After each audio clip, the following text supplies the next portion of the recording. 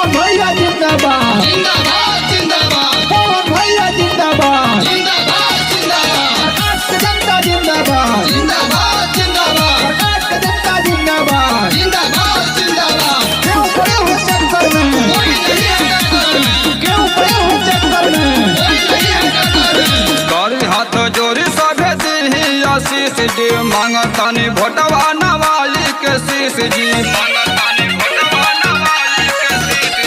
करी हाथ जोड़ी सभे दी आशीष जी मांगतानी भोटवा नवाली के शीश जी इनको के विजयी बनावे के बाद सुनो ये चाचा चाची भैया यार हो पवन सिंह के विजयी बनावे के बाद सुनो ये चाचा चाची सुनो यार हो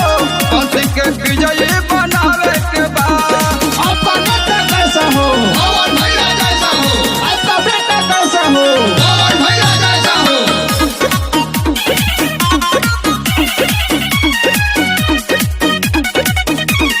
गौवा नगरिया के करी है विकास ही हवे गरीब के मसीहा हो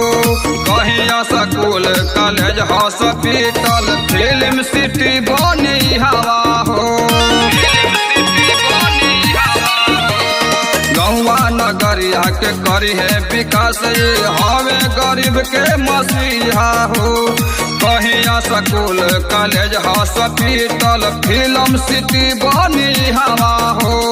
करी हाथ जोड़ी सभे दी आशीष हो मांगतानी भोटवा नवाली के शीश हो इनका के विजयी बनावे के बाद सुनो ये चाचा चाची भैया यार हो पवन सिंह के विजयी बनावे के बाद सुनो ये चाचा चाची भैया यार हो पवन सिंह के विजयी बनावे के बाद पवन भैया जिंदाबाद जिंदाबाद जिंदाबाद पवन भैया जिंदाबाद जिंदाबाद जिंदाबाद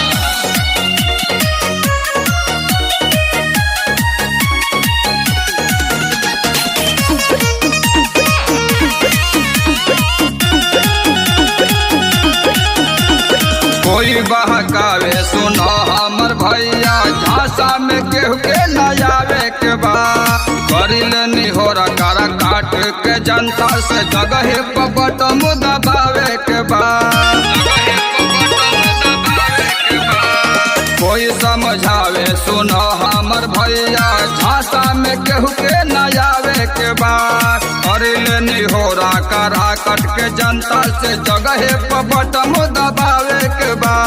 शिवानंद मौर्य के गीत बजा के गिरी अमित से दिह समझा के नमवा के नाही भुलावे के बा सुनो ये चाचा चाची भैया यार हो पवन सिंह के